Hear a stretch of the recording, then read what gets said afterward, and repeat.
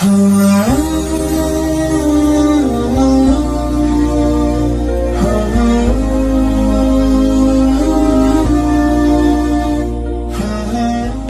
al-mautu babun.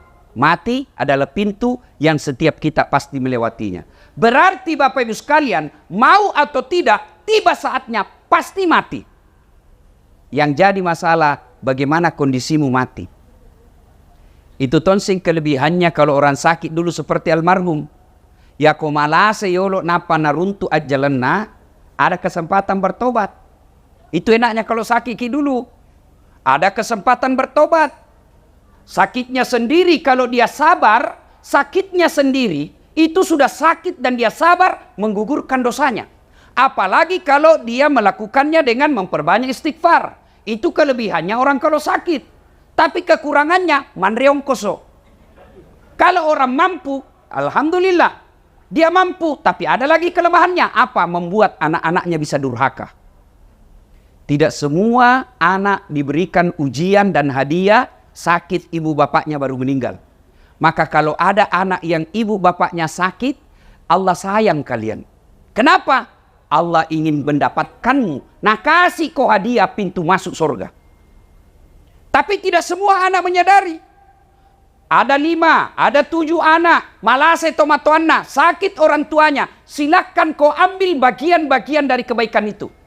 Ada anaknya tawa kaya, tapi kan sibuk kiri kanan nih kasihan cari nafkah. Maka dia tidak bisa kasih kencing bapaknya. Dia tidak bisa kencing usap-usap keringatnya ibunya. Maka dia partisipasinya, dia belikan obat, dia tanggung semua rumah sakitnya.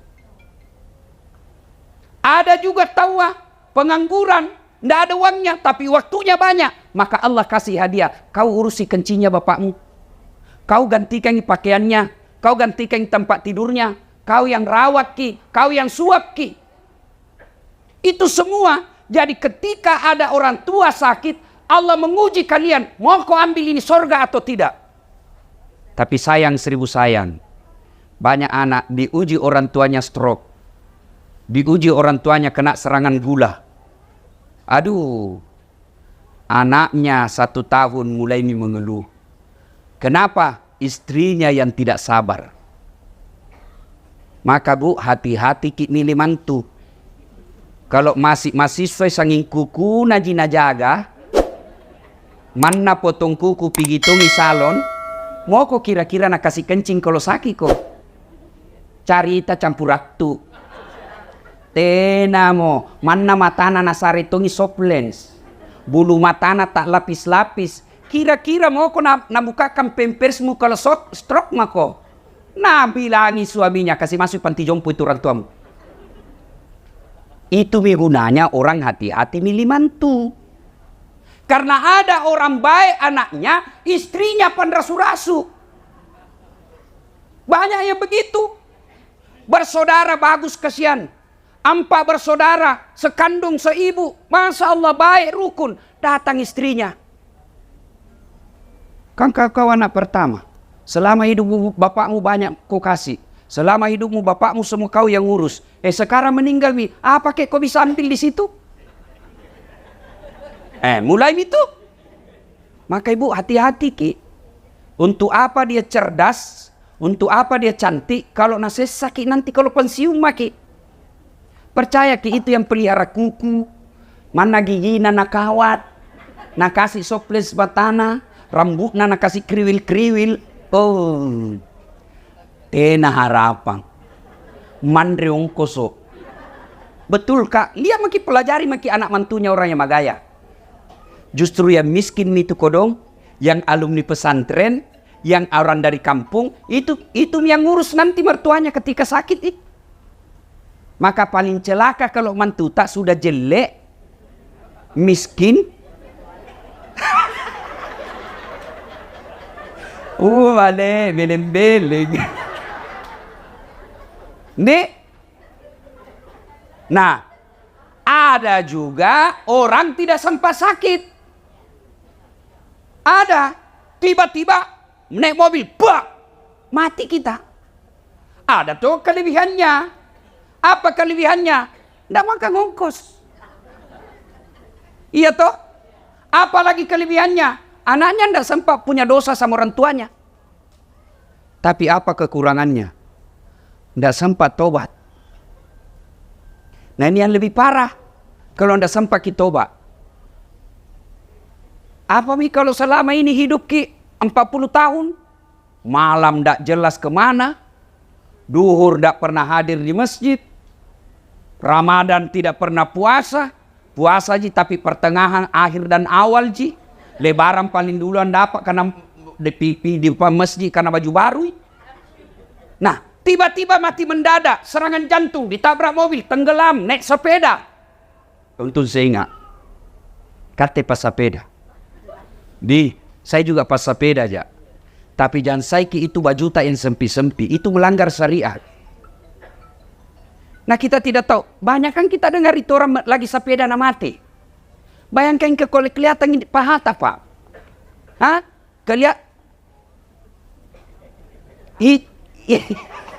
Tipisnya celanana baru.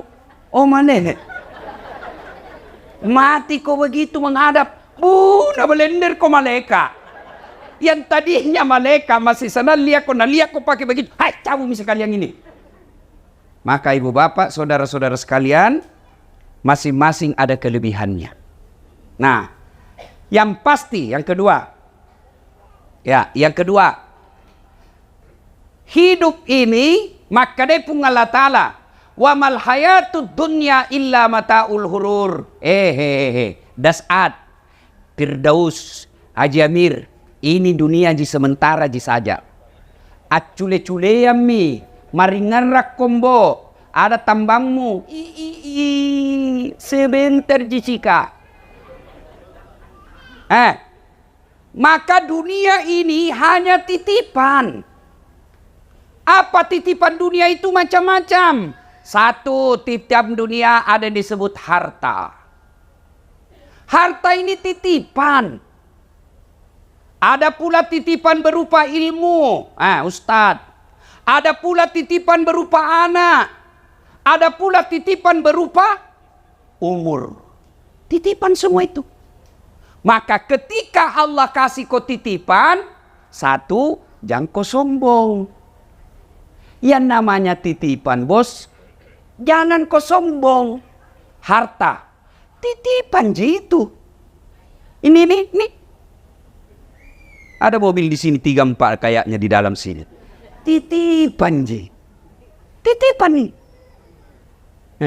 Kalau mati ki, seperti almarhum. Nah bawa hartanya. Nggak. Kaos kaki aja nggak boleh dipakai. Dasi aja nggak boleh dipakai. Titipan aja ini.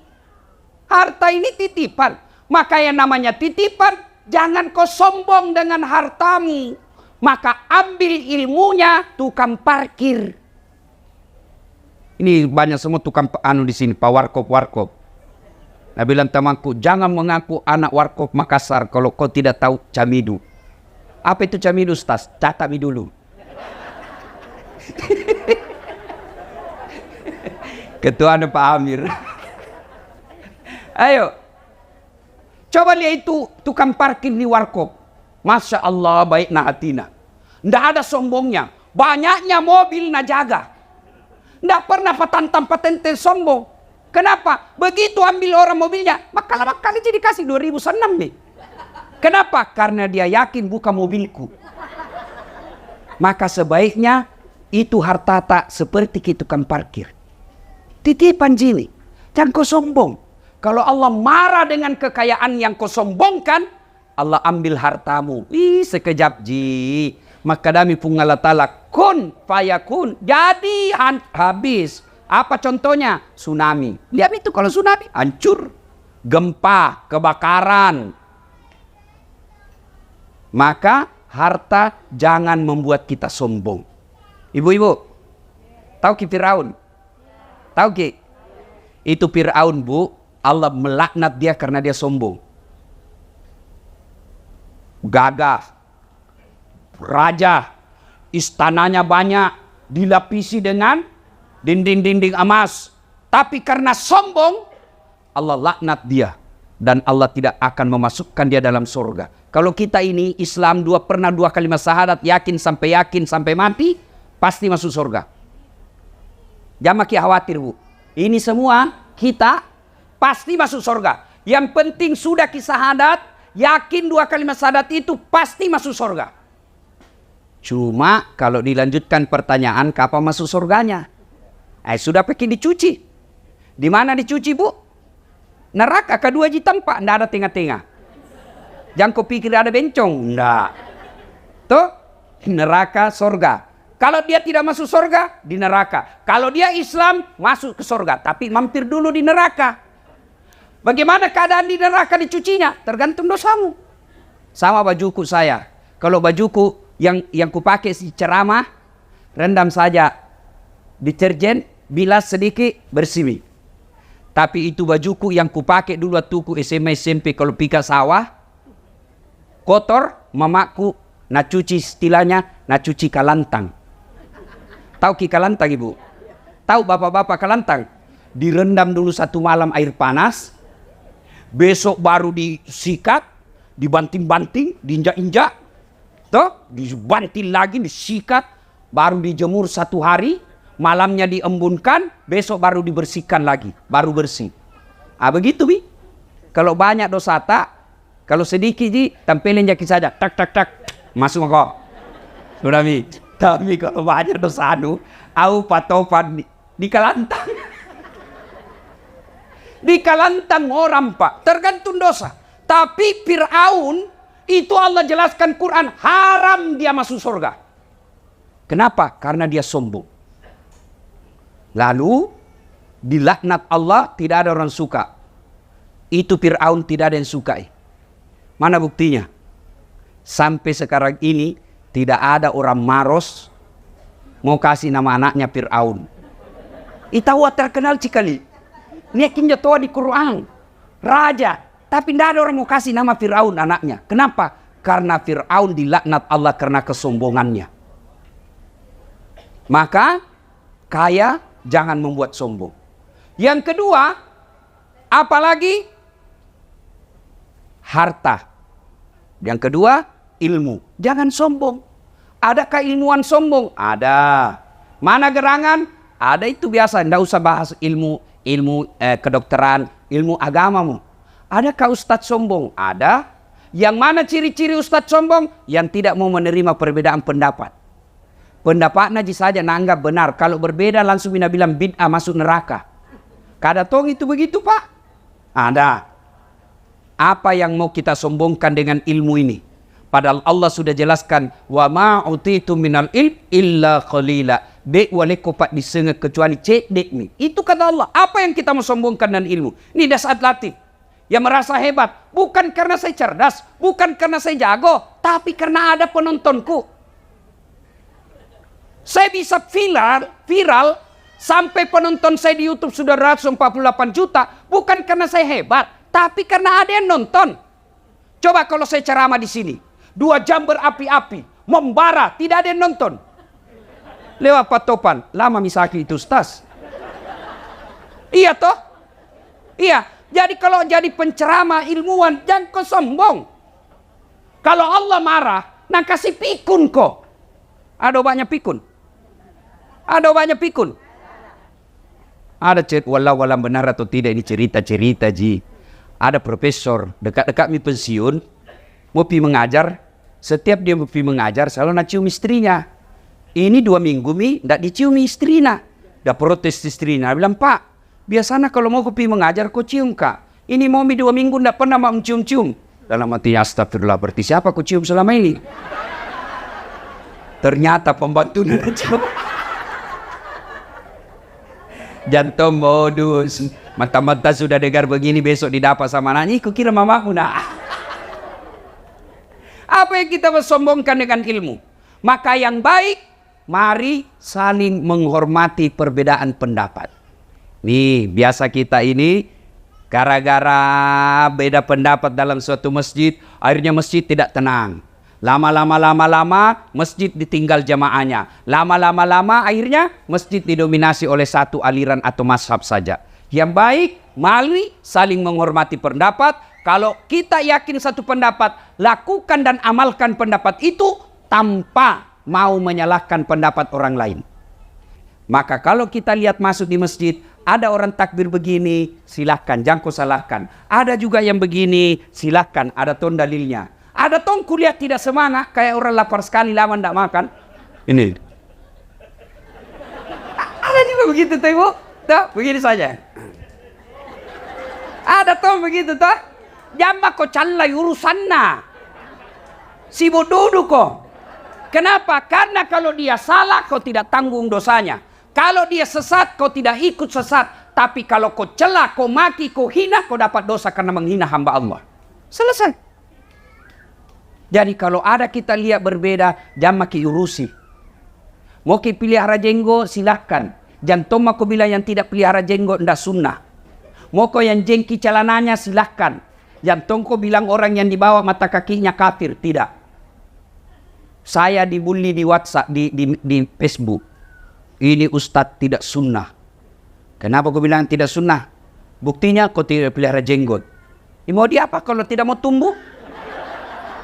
Gara-gara jenggot udah cala-cala kan? Sibuna. Sudah ya? Jadi jangan sombong gara-gara ilmu. Yang ketiga, apa itu titipan? Sudah harta, ilmu, apalagi?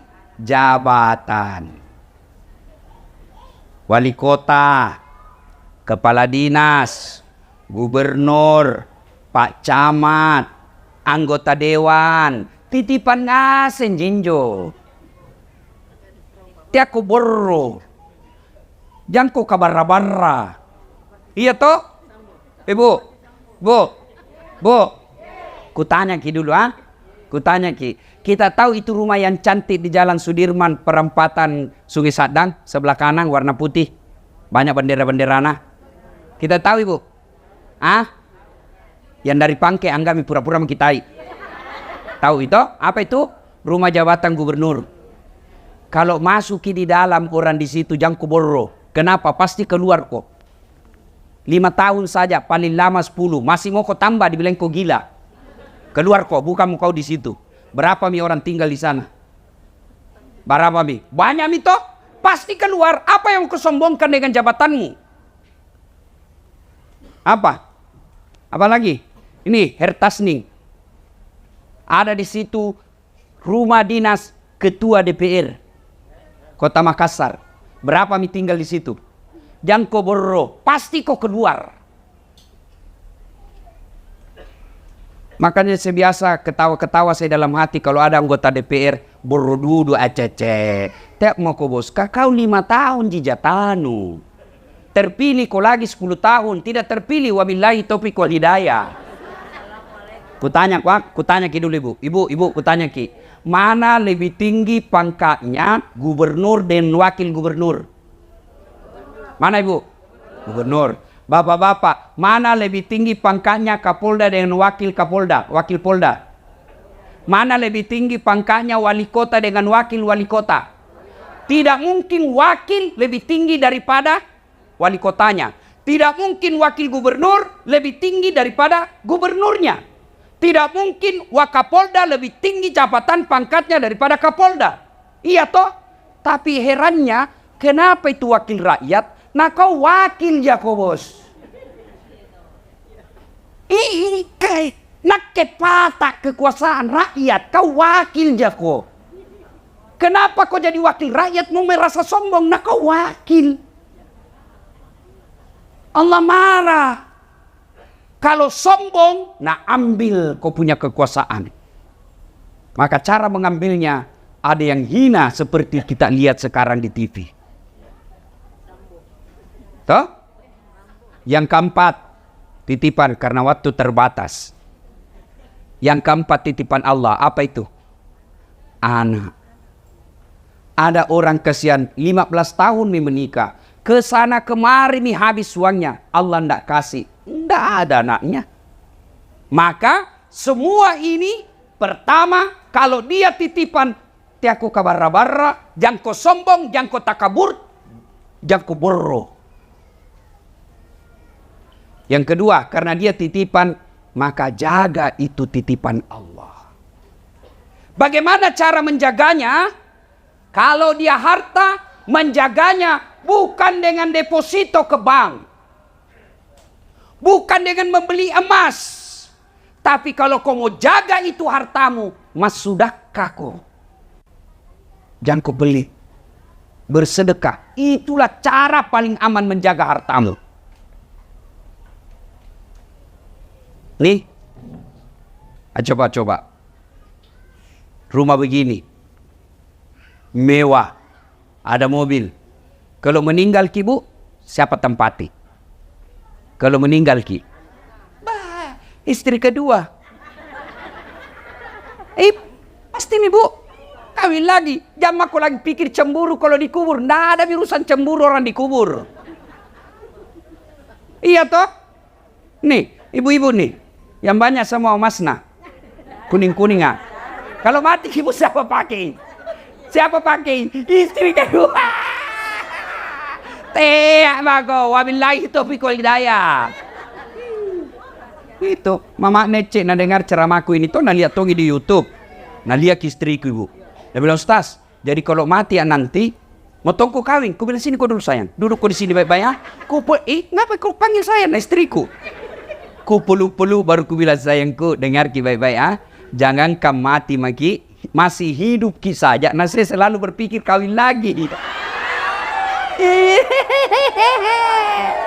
Apalagi pun nak mati bako. Makanya ibu bersedekah ki. Mau kemana? Mau ki kemana? Pasti mati bu. Itu muka atas sudah pesan dari Allah. Dulu ndak ada keriputmu. Dulu kau masih muda. Dulu kau masih tua kobe. Mau kemana? Pasti mati ki bos. Maka ibu, bu, dengar kak dulu. Enak nih tuh orang jadi orang kaya. Kenapa? Biar palsu dipakai, nah bilang ki juga orang asli. Dia maki, itu enak lah jadi orang kaya. Mana palsu dipakai, nah bilang orang tua. Coba kalau istri napak tahu pakai. Mana nak beli di Tanah Abang, orang bilang tahu, tahu. Nah bilang apa? Enggak mungkin, enggak masuk akal. Orang kaya itu susah orang miskin. Biar asli dipakai, dan bilang kebekom ngale. Maka kita yang kaya sedekah kok. Maka selesai takziah nanti, kita yang kaya panggil anak tak, apalagi yang sudah 60 tahun ke atas. Panggil itu anakmu. Nah, ini ada emasku 500 gram. Jual mau 400 gram, bikin kau mesti di kampung. Yang 100-nya, mari saya pakai. Belikan kak kembali yang palsu. Sudah. Maka enak, kaya di dunia, kaya di akhirat. Menjaga amanah harta bukan dengan investasi tanah, bukan dengan beli rumah ini, bukan investasi dunia pasti tambah susah kau meninggalkannya. Maka caranya sedekah. Bu, pernah ada orang kita lihat bangkrut gara-gara sedekah? Pernah? Yang bangkrut gara-gara narkoba, yang bangkrut gara-gara judi, yang bangkrut gara-gara pemabuk, yang bangkrut gara-gara selingkuh. Beda poligami selingkuh, ah? Iya sami. Kalau selingkuh coko-coko, ndak halal. Poligami halal. Apa kau tahu pak? Banani kok. Nabila temanku Ustaz, orang lain istrinya semua singa. Alhamdulillah saya istriku di rumah Ustaz. Bukan macan bu, kelinci. Nah bilang saya istriku kelinci Ustaz, tapi saya menjadi kangkung.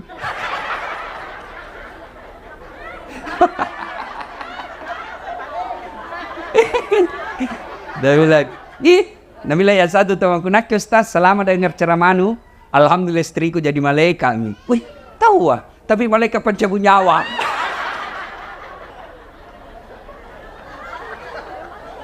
Adakah cerita sama saya, Ustadz poligami itu kan sunnah. Betul, poligami itu sunnah, jadi jangan celah. Kalau ibu bapak tidak setuju, boleh, tapi jangan kau celah orang yang berpoligami. Tapi dengan catatan, poligami bagi orang yang mampu. Ibarat pesawat itu pesawat pak, Adakah namanya pintu darurat? Tidak boleh dibuka setiap saat. Pun anu buka tidak darurat, ngajak ke polisi. Begitu juga itu poligami bagi orang yang mampu. Siapa contohnya? Rasulullah Muhammad sallallahu alaihi wasallam. Kenapa beliau mampu sholat tahajudnya tiap malam? Kenapa beliau mampu Senin Kamis tidak pernah lepas? Tiap pagi dia duha, bersedekah setiap saat di rumahnya, tidak pernah kasar ngomong. Maka Allah kasih kemampuan. Kate, hari Jumat saja kau sembahyang, paling terlambat datang, paling cepat pulang. Orang khotbah kau tidur, motong kau poligami, nenek itu patah. Kalau tidak mampu jangan kau cari-cari susah. Maka amanah sedekah. Ya bu? Bu? Dan itu orang dermawan, orang senang. Meskipun sudah meninggal orang masih mengenangnya. Iya toh? Tapi kalau sekeki, jangankan meninggal, masih hidup kisah saja dan doakan ke orang. Coba kalau orang dermawan, pikir siara kubur, antar kubur orang meninggal, dilewati kuburna, tahu wah. Baik sekali ini orang teman tetangga atau hidup, suka kina traktir, doakan tahu wah. Sudah 5 tahun meninggal, masih didoakan. Tapi kalau orang seke, jangankan mati pak, masih hidup saja, lewat di kompleks mobilnya, tabrakan lalu. Kukira tuh mau kena kasih naik, ternyata nak kelas sonja. Maka bersedekahlah. Cara memelihara harta yang Allah berikan, sedekah. Yang kedua, anak. Bagaimana cara memeliharanya? Jadikan anakmu soleh dan soleha. Apa Allah melarang anak kita jadi kontraktor? Tidak. Apa Allah melarang anak kita jadi dokter? Bagus. Apa Allah melarang anak kita jadi anggota DPR? Tidak. Tapi Allah minta jadikan anakmu pejabat yang memperhatikan agama. Bu, ibu. Bu. Kira-kira kalau masuk lagi di kubur sama doakan ki. Suami. Nalemi orang lain. Siapa doakan ki kira-kira? Ini kenyataan ibu. Ada temanku dulu haji, meninggal istrinya. Waktu meninggal istrinya dia bengkak matanya pak. Barusan ku lihat laki-laki bengkak matanya menang. Biasanya kan sedikit aja baru nak terima tamunya orang. Itu pun stres tapi merokok ji. Ini tahu bengkak matanya menangis. Dia bilang, Ustaz saya bisa sampai seperti ini karena hebatnya ini istriku. Rasanya tidak bisa melanjutkan hidupku. Separuh jiwaku ikut bersama istriku. Dalam hatiku pengaruh lagu. Sekali ibu, belum setengah tahun. Pihak jogging di Karebosi. Tuh jogging. Ada ketemu. Ada di sampingnya cewek, muda, putih, panjang rambutnya. Nggak pakai jilbab. Kusenggol itu teman ngajiku. Nih gaya roh. Siapa namanya? Yang baru Ustaz.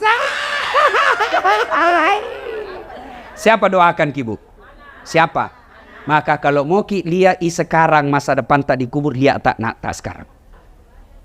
Kalau malam Jumat mengaji baca Yasin di kamarnya, alhamdulillah. Subuh dia pergi ke masjid jamaah, tanam maki bu. Jam kita masuk al kubur tak ada mi doakan ki. Tapi kita tengok kamarnya main game. Tengok ki lagi main game lah. Datang bapakna nalapisi HP-na dengan buku. Dikirim membaca padahal HP-na di dalam. Hati-hati. Serius kah ini pak? Serius kah? Saya kalau meninggal, saya tidak harap didoakan sama istriku. Bisa jadi jodohnya terbuka lagi setelah saya meninggal. Apa mi? Jangankan bapak meninggal, nak kena ku saja stroke. Tidak bisa bicara, tidak bisa goyang. Nah bawa mi istrimu mantan pacarna waktu nak kuliah. Begini bapak.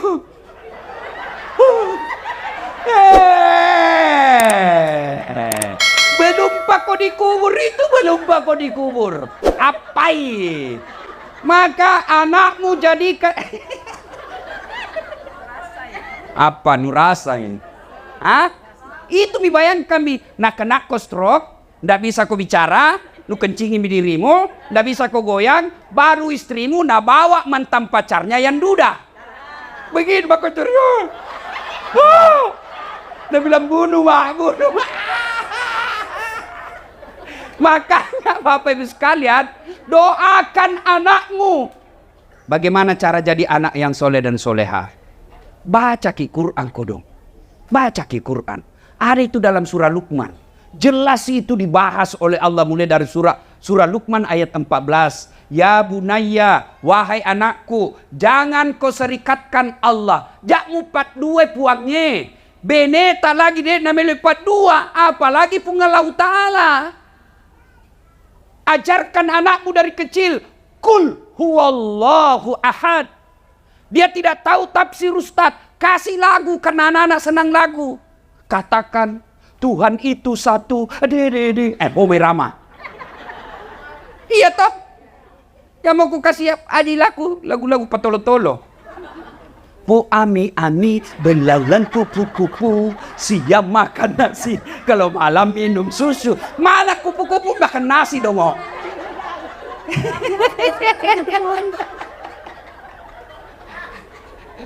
Ada ku gaspol me mamaku semua ini yang ngasih dia cari tanah.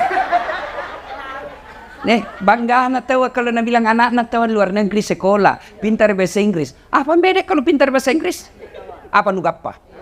Memang nak kalau berdoa bahasa Inggris sih. Oh my God, please help me my mother. Cari campur ratu. Iya toh. Salah anak tak pintar bahasa Inggris, bagus. Salah anak tak luar negeri, bagus. Tapi kasihan ki kalau dia tidak tahu agama. Ada orang kasihan anaknya keluar negeri sekolah. Pulang lagi diongkosi. Diongkosi, habis uangnya puluhan miliar untuk anaknya. Tapi tidak pernah bangun masjid. Kamase. Bu, saya baru pulang umroh. Kan kalau pikir umroh itu dibawa ke siara toh? Ya. Iya toh? Nah itu kalau orang dibawa siara, dibawa gitu di Madinah, ada namanya siara Masjid 7. Iya toh? Nah, kenapa disebut Masjid 7? Karena ada 7 orang di situ bikin masjid. Ada namanya masjidnya Umar, masjidnya Abu Bakar, masjid Aisyah, masjid Utsman. Ada semua di situ. Kalau orang Romawi Yunani membangun dan membentuk, menjadikan momen bahwa saya pernah hadir di dunia dengan apa? Dia bikin patung. Itu Romawi Yunani. Maka kita kenal ada patungnya, patung-patung orang tokoh-tokoh sana. Ya toh, kalau orang Islam bukan patung, apa? Masjid. Mana cat dibikin kok masjid? Masa kau berani anakmu sekolahkan miliar-miliar kau tidak bisa bikin masjid? Supaya nanti ketika bapak masuk di kubur, ada kau doakan ki. Tidak ada itu teman tak bu. Wih, pak, kalau meninggal ki, teman tak mau doakan ki. Lihat mi dulu di WhatsApp grup. Ada semua itu grup WhatsApp toh. Coba kalau ada orang meninggal. Mengetik doa saja malas. Stiker gitu nak kirim. Inna lillahi wa inna ilaihi Al-Fatihah. Stiker, ndak nak baca itu Al-Fatihah. Begitulah nasib tak kalau dikubur maki. Pak, kilangnya rekinnya baji bu. Bu, saya merantau di Kalimantan. Cari kerja. Tidak enak di Kalimantan. Masih ada pilihanku bu? Masih ada? Ada. Apa? Pulang lagi di Pindrang. Pulang kampung. Tidak mungkin lihat ke sekampungku mati kelaparan. Iya toh? Orang Jawa datang merantau ke Sulawesi. Ternyata di Sulawesi tidak enak. Ada pilihan? Ada. Apa? Pulang kampung. Mangan orang mangan yang penting ngumpul. Iya toh? Apa lagi? Ada pegawai kantor gubernur. Salah dukungi waktu pilgub. Ni betai. Tadinya kepala dinas, akhirnya mendai staf ahli. Ahli yang tidak ada stafnya. Ada pilihan. Ada. Apa? Pensiun dini, selesai urusan. Tapi masuk kok dikubur. Ada pilihan. Ada pilihan. Masuk kubur. Tidak enak deh, kembali lagi deh. Wow, saya saja masuk kubur tidak enak. Keluar kak, lari semua orang. Ustaz Dasat, Ustaz Kondan jadi pocong. Iya toh? Maka begitu masuk kubur, yang bisa menolong bapak ibu, anak yang soleh dan soleha. Bagaimana carakan anak tak jadi soleh dan soleha? Itu sudah jelas dalam agama. Satu kata Nabi, kasih nama anakmu nama-nama baik. Nama-nama ada doa. Bukan nama-nama pemain bola. Nah kasih nama anaknya Lionel Messi. Ngapa na Lionel Messi? Nah bilang supaya jago main bola. Apa mau jago main bola? Sekarang saja di sini tidak ada stadion. Main bola tidak ada stadion. Satu, kasih nama yang baik. Dua, jangan kau kasih makan uang haram anakmu. Bodoh kita rakyat Indonesia kalau tidak mengambil pelajaran dari yang viral sekarang. Kalau darah dagingnya anak istrimu suka makan uang haram, pasti tidak beres pikirannya. Kalau anakmu selalu kau kasih makan uang haram, pasti tidak beres akal pikirannya. Itu Nabi sudah jelaskan. Mata bawa nojek ko Nabi podako. Tapi kalau anak dipelihara dari yang haram-haram, tidak pernah disentuhkan makan haram, bapaknya kontrak-kontrak, bapaknya tukang servis, bapaknya tambal ban, tapi anaknya nanti yang angkat derajatnya. Pasti begitu. Lihat saja. Itu guru-guru ngaji. Yang anaknya dulu di kampung dihina guru-guru ngaji. Karena dia pelihara anaknya baik-baik. Masya Allah, anaknya yang angkat harkat dan martabatnya. Maka Bapak Ibu, Bapak yang sudah terlanjur menghalalkan segala cari nafkah, jangan putus asa. Segera bertobat, kasih kembali itu barangnya orang yang kau ambil. Maka istri yang baik, kalau datang suami tak bawa, maka pertanyaan pertama, Pak, halal ji ini? Biasanya 5 juta ji Pak. Kenapa ini 5.500.000? Dari mana 500-nya? Halal ji. Kalau nak bilang halal, bawa. Kalau nak bilang tidak jelas, kita mau makan nih. Jangan kasih makan anakku, saya tidak mau. Bisa Ibu? Bisa? Kalau 500.000 bisa. 50 juta? Gue bukan sini gini. 3. Kasih nama, jangan kasih makan uang haram. Yang ketiga, cara mendidiknya anak kita adalah berikan keteladanan. Jangan berharap banyak anak tak sholat kalau orang tuanya tidak sholat. Kita selalu bilang sembahyang kau nak. Nah kita tidak pernah lihat sholat, tidak mungkin. Nah ibu bapak saudara-saudara sekalian. Berikutnya, yang pembahasan keempat. Anggaplah banyak misalata ini. Toh? Anak tak gagal dididik, harta tak tidak jelas, selama ini kita tantang patente sombong, wala tayasu min rauhillah, kata Allah. Jangan peturun dulu.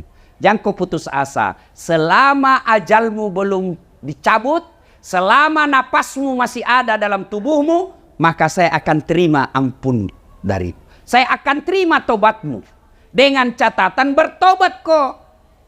Cuma bagaimana cara bertobat? Ini yang kita tidak tahu. Pertama cara bertobat, memperbanyak kalimat istighfar. Astaghfirullahaladzim wa atubu ilaihi la ilaha illa anta subhanaka inni kuntu minadz zalimin. Malam pelade Ustaz, puncoki sih. Astaghfirullahaladzim wa atubu ilaihi. Astaghfirullahaladzim wa atubu ilaihi. Masih panjang Ustaz, yang paling pendekmu. Astagfirullah, astagfirullah, astagfirullah. Masih panjang Ustaz, pendek sekali ya. Astaga. Tidak boleh memanja. Paling pendek. Tidak ada artinya itu astaga. Tidak ada artinya. Astagfirullah. Itu mah. Tidak aku tahu bahasa Arabnya, bahasa Indonesianya. Puang. Ya Allah maafkan saya. Ampuni saya Allah. Ampuni saya Allah. Satu.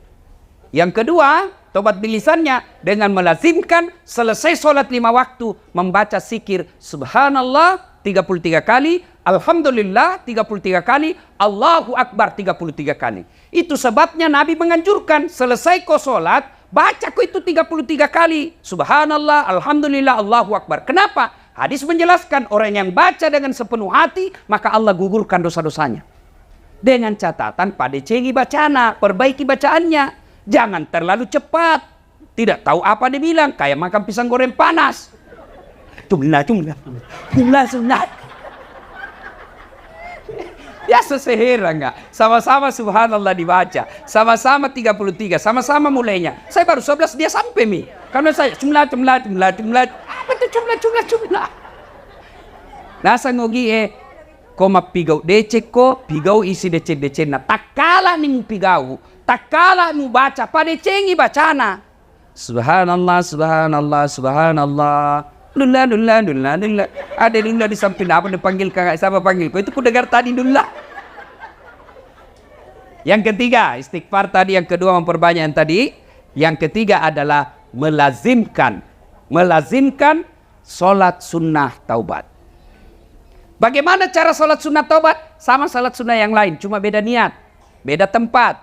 Kalau tahajud, niatnya tahajud. Kalau duha, niatnya duha. Kalau sholat taubat, Nabi melaksanakannya selesai sholat maghrib nunggu isya. Berapa rakaat? 2 rakaat baik, 4 rakaat bagus, 6 rakaat lebih utama. Artinya boleh tonji 2. Kalau sempat tak 2 aja. Tapi kalau lebih mulia dan lebih bagus, 6 rakaat. 2 rakaat salam, 2 rakaat salam, 2 rakaat salam. Apa gerakan dan bacaannya? Sama sholat sunnah yang lain, cuma beda niat. Boleh diucapkan? Boleh. Boleh tidak diucapkan? Boleh. Tidak mesti diucapkan itu usalli. Ada orang tidak jadi sholat gara-gara tidak nah hafal. Niat itu bukan menghafal. Begitu ibu bangkit dari tempat duduk, maghrib, dalam hati tak mau sholat maghrib. Selesai sholat maghrib, mau juga sholat taubat. Itu niat. Tidak harus diucapkan. Kalau mau ucapkan boleh. Usalli sunnatal taubat. Raka'ataini lillahi ta'ala. Allahu Akbar. Wakatai mas sampajat taubat 2 rakaat. Sunnah iriseseku nasabah pungallahu ta'ala. Allahu Akbar. Saya niat sholat taubat 2 rakaat. Sunnah hukumnya bagi saya lillahi ta'ala. Allahu Akbar. Tidak hafal itu, berdiri makin saja, ambil cara gampang. Tuhan, saya sunnah taubat karena Allahu Akbar. Boleh. Boleh begitu. Sudah ulang lagi, Tuhan, masih seperti yang tadi. Allahu Akbar. Tapi jangan begitu terus. Tapi sah, boleh. Boleh, Bu. Daripada ibu katakan Sali.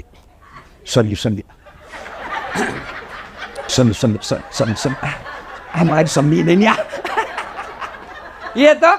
Kita bukan ke orang Arab. Ya, maka niat tidak harus diucapkan. Boleh dalam hati. Makanya coba lihat kalau pergi tanah suci, lihat orang Arab, Bu. Kalau masuk masjid, jalan itu begini toh. Jalan ini. Allahu Akbar. Langsung gitu, berdiri tegak, Allahu Akbar. Kalau kita kan selalu dulu. Loading. Di bacaannya sama. Ibu mau baca doa iftitah bagus, tidak baca tetap boleh. Baca Al-Fatihah, baca surat pendek, ruku, i'tidal, sujud, duduk di antara 2 sujud, sujud lagi, naik lagi dan seterusnya. Assalamualaikum warahmatullahi wabarakatuh. Di mana tobatnya? Sujud terakhir. Dengan catatan kalau mazhab Syafi'i jangan ucapkan, dalam hati saja. Itu bagaimana caranya? Anggap dalam hati ini gua, anggap dalam hati. Karena kalau ku jelaskan ki dalam hati tidak mengerti ki.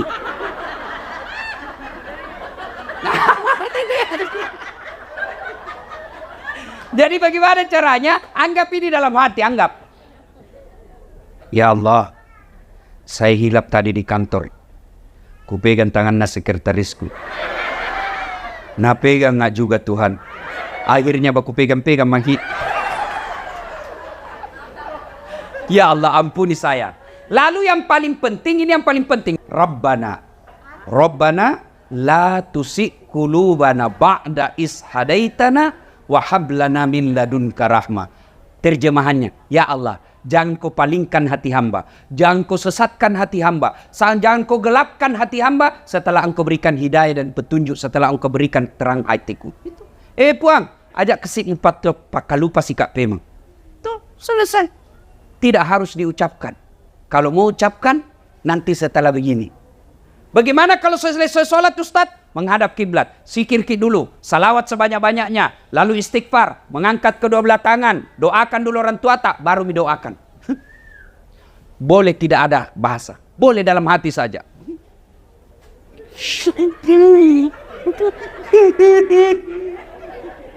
Oh, baru kawin lagi suaminya. Berdoa, tidak harus diucapkan. Nah, namanya salat sunnah taubat. Yang berikutnya cara bertobat. Setelah memperbanyak lisan tadi. Yang kedua dengan salat sunnah taubat. Yang ketiga adalah mengganti kesalahan dengan kebaikan-kebaikan. Kalau selama ini tidak pakai jilbab. Dia bertobat. Maka wajib sudah dipakai jilbab. Tidak bisa lagi katakan. Yang penting kan hatinu. Tidak boleh. Kalau selama ini masih suka judi. Bertobat. Buang semua hasil judimu. maka kau lakukan yang kebaikan, ganti dengan amal-amal soleh. Dan kalau kita bertobat dengan sepenuh hati, Allahu Akbar, maka di punggung Allah Ta'ala, innallaha yuhibbut tawwabina, saya cinta kau hambaku yang bertobat. Sudah berdosa, lalu datang membawa dosa kepada Allah, lalu dia bertobat, maka di punggung Allah Ta'ala, mega dosamu dan pengeku lebih mega pak. Malopo dosamu lebih malopo pak adem pengeku. Berarti yang jadi masalah bukan dosa, yang jadi masalah mau ndak kita bertobat. Tujuan salah satu di antara kehadiran kita ini, selain sebagai rasa simpati kita, rasa duka kita terhadap teman, keluarga, karib kerabat kita atas wafatnya almarhum, juga karena kita ingin lebih memperbaiki diri. Caranya paling praktis, kembali ini, maka ada kesalahan-kesalahan yang kita lakukan, segera bertobat. Jangan lagi menunggu nanti tua, karena ajal tidak pernah menunggu kita tua. Jangan lagi berpikir, saya tobat dulu. Tidak, segeralah. Karena taubat tidak harus tua, tidak harus muda, tidak harus segera, tidak harus banyak dosa, tapi taubat adalah urusan setiap manusia yang ada nyawanya. Setiap ada nyawa, pasti ada dosa. Dan pada saat dosa, bukan dosa masalah kita, tapi mau tidak kita bertobat. Ibu, bapak, saudara-saudara sekalian, inilah tausiah kita pada taklim kita kali ini. Mudah-mudahan ada manfaat. Terima kasih atas segala perhatian. Mohon maaf atas segala kekurangan. Usikum wa nafsi bitaqwallah. Assalamualaikum warahmatullahi wabarakatuh.